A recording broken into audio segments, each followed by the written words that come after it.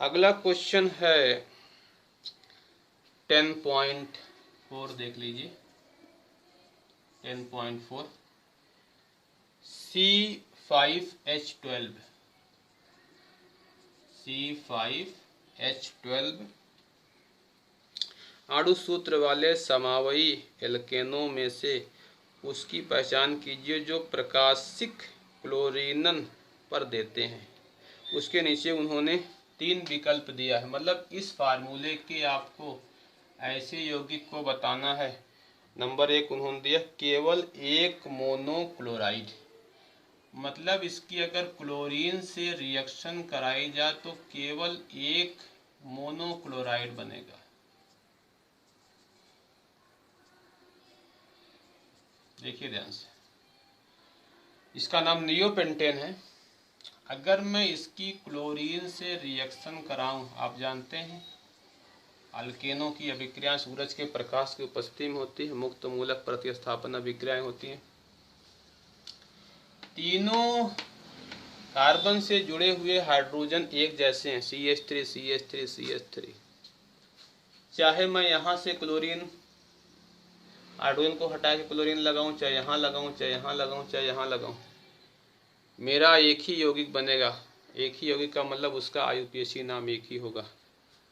तो यह एक ऐसा यौगिक है इस फार्मूले का जिसके क्लोरीन से एक मोनोक्लोरो व्युत्पन्न प्राप्त होता है।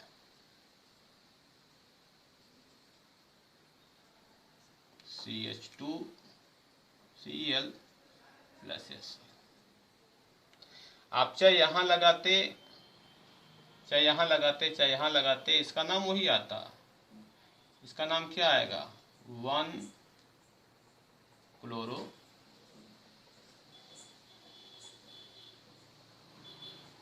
2,2-डाईमेथिल प्रोपेन। 1-क्लोरो 2,2-डाईमेथिल प्रोपेन। तो इसका आंसर ये है, फर्स्ट पार्ट का आंसर आपका यही कंपाउंड है। इसका नाम नियोपेंटेन है। इसका नाम भी मैं लिख दे रहा हूँ, 1,2,3,2,2-डाईमेथिल प्रोपेन। 2,2-डाईमेथिल प्रोपेन। सेकंड इसका देखिए, इन्होंने सेकंड में पूछा 3 समावयी मोनोक्लोराइड, मतलब इस फार्मूले का ऐसा आप अल्केन बताइए जिसकी क्लोरीन से रिएक्शन कराने पर 3 मोनोक्लोराइड संभव है। तो वो है आपका N-पेंटेन, मतलब 5 कार्बन की लंबी श्रृंखला। आप देखिएगा, अगर मैं इसकी क्लोरीन से रिएक्शन कराऊंगा, यहाँ पर क्लोरीन लगाऊंगा तो 1-क्लोरोपेंटेन, यहाँ पे लगाऊंगा 2-क्लोरोपेंटेन, यहाँ पे लगाऊंगा 3-क्लोरोपेंटेन। तो यह एक ऐसा यौगिक है, इस कार्बन का अल्केन है, जिसकी रिएक्शन क्लोरीन से कराने पे 3 मोनोक्लोरो व्युत्पन्न बनेंगे। मैं उनको बना के आपको दिखा दे रहा हूँ। CH3 CH2 CH2 CH2 CH2 Cl। एक तो ये हो गया, इसका नाम भी मैं लिख दे रहा हूँ, 1-क्लोरोपेंटेन। मैं यहाँ के हाइड्रोजन को हटा के क्लोरीन लगाऊं, CH3 CH2 CH2, यहाँ कार्बन हटाऊंगा तो यहाँ पर क्लोरीन लगाऊंगा, Cl हो जाएगा। नहीं, यहाँ पर नहीं, अगले वाले पर, मतलब ये CH2 CH Cl CH3, 1 2 3 4 5। इसका नाम हो जाएगा 2-क्लोरोपेंटेन। अगर मैं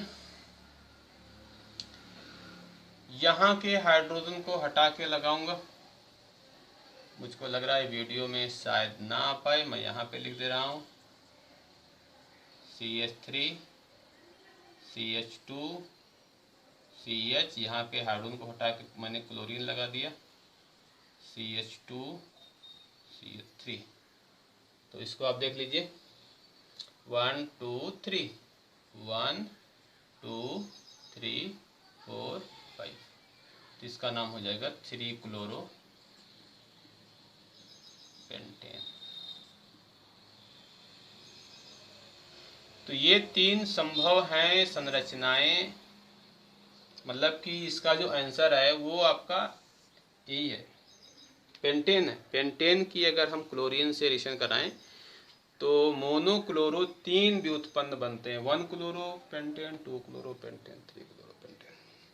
तो इसका आंसर है पेंटेन। अब आप देखिए इसके थर्ड पार्ट में उन्होंने पूछा है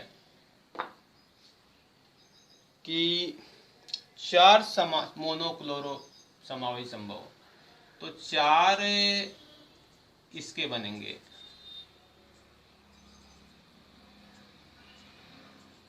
CH2 4 कार्बन की श्रृंखला है। अगर मैं इसकी क्लोरीन से रिएक्शन कराऊंगा तो इसके 4 समावेश संभव हैं। देखिएगा ध्यान से, ये और ये पोजीशन तो सेम है, ये अलग पोजीशन, ये अलग पोजीशन, ये अलग पोजीशन। मैं यहाँ का क्लोरीन अगर हटाऊं, यहाँ का हाइड्रोजन हटाऊं और क्लोरीन लगाऊं, या यहाँ का हाइड्रोजन हटा क्लोरीन लगाऊं, प्रोडक्ट मुझे सेम ही मिलेगा। तो ये हो गया CH2 CH CH3 CH2 CH3, क्या नाम होगा 1 2 सॉरी कार्बन की गिनती करना 1 2 3 4, 1-क्लोरो 2-मेथिल ब्यूटेन, 1-क्लोरो 2-मेथिल ब्यूटेन।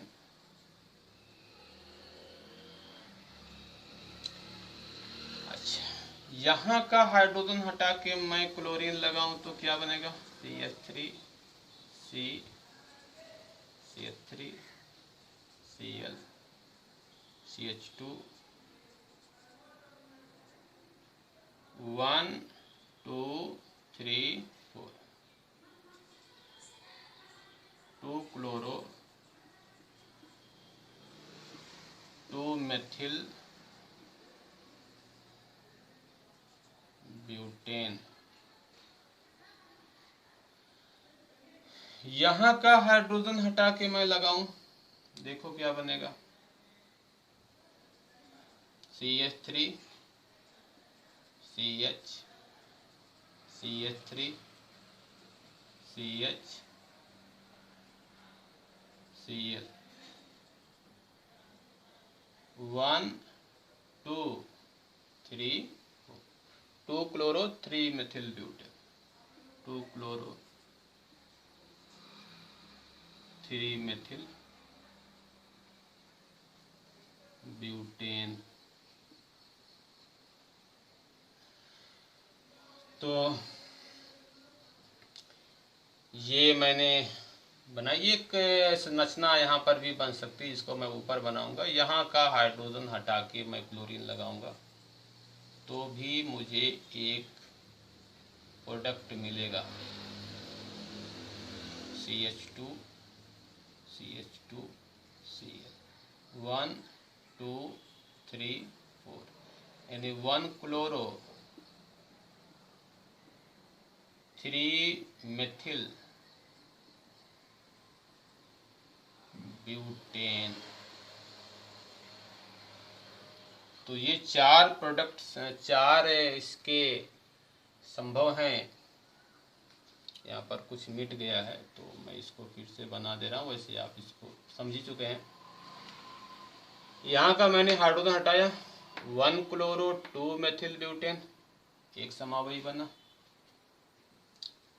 2-क्लोरो 2-मेथिल ब्यूटेन दूसरा बना, 2 क्लोरो 3 मेथिल। यहाँ से काउंटिंग करेंगे क्योंकि सी पहले आता है, तो 2 क्लोरो 3 मेथिल हो जाएगा। काउंटिंग यहाँ से करेंगे 1 2 3, 1 क्लोरो 3 मेथिल ब्यूटेन। तो यह जो इसका आंसर है, मतलब 1 2 3 4 2 मेथिल ब्यूटेन C5H12 का ऐसा समवायी है, इसके मोनोक्लोरीनीकरण करने पर 4 व्युत्पन्न प्राप्त होते हैं। तो ये 10.4 था। अब आप 10.5 भी देख लीजिए।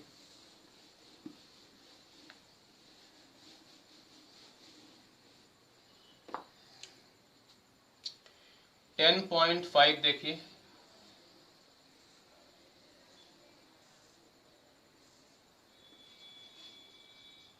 अगर इस एल्कोहल की अभिक्रिया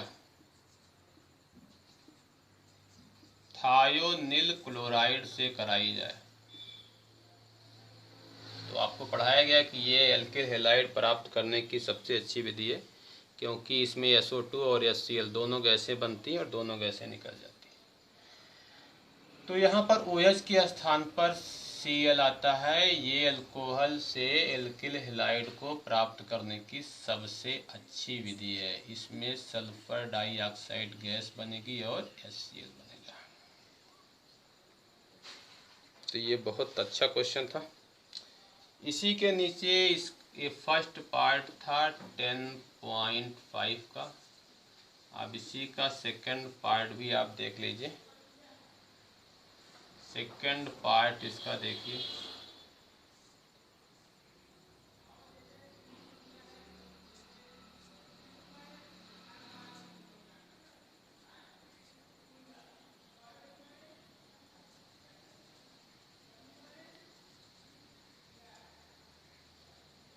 अगर इसकी रिएक्शन ब्रोमीन से कराई जाए सूर्य के प्रकाश की उपस्थिति में, तो आपको पढ़ाया गया है, मैंने बताया है कि सूरज का प्रकाश हो या अल्ट्रावायलेट पराबैंगनी किरणें हो या ऊष्मा दी जाए, तो यह अभिक्रिया मुक्त मूलक अभिक्रिया होती है और यह बेंजाइलिक पोजीशन पर होती है। यहाँ का जो हाइड्रोजन होगा वो रिप्लेस होगा, मतलब यहाँ पर ब्रोमीन जुड़ेगी, ये प्रोडक्ट बनेगा।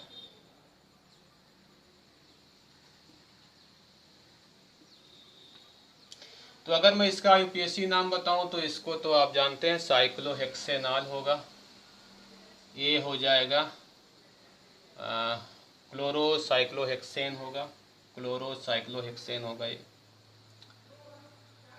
इसका नाम देखिए, तो इसको अगर मैं नाइट्रो को एक समूह मानूं, क्रियात्मक समूह, तो 1 2 3 4 1 2, तो इसका नाम हो जाएगा 4 पर है 1 ब्रोमो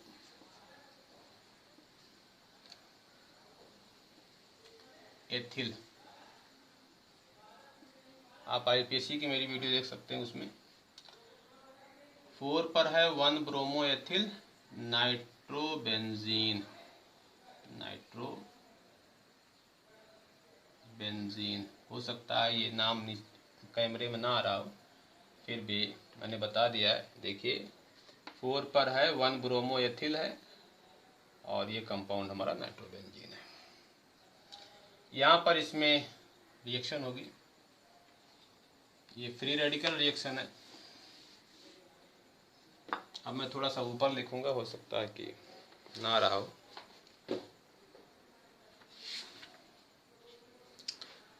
इसका थर्ड पार्ट काफ़ी महत्वपूर्ण है, बहुत ही इसमें अच्छी टेक्निक यूज़ की गई है क्वेश्चन बनाने में, तो उसको आप देखिएगा। CH2OH और यहाँ पर OH, ये बेंजीन है।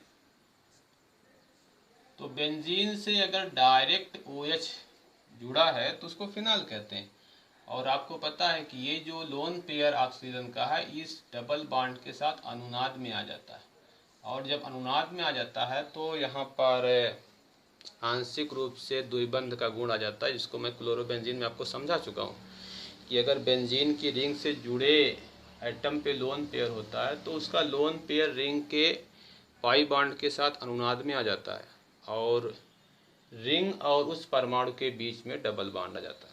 तो जब डबल बॉन्ड यहाँ पर आ जाएगा तो ये बॉन्ड इतनी आसानी से ब्रेकअप नहीं होता है, लेकिन ये तो आसानी से ब्रेकअप हो सकता है।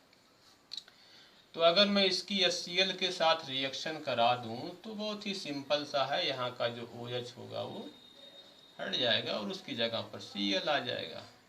लेकिन ये वाला OH किसी भी प्रकार से प्रभावित नहीं होगा। तो ये आपका हो गया, आंसर इसका हो गया।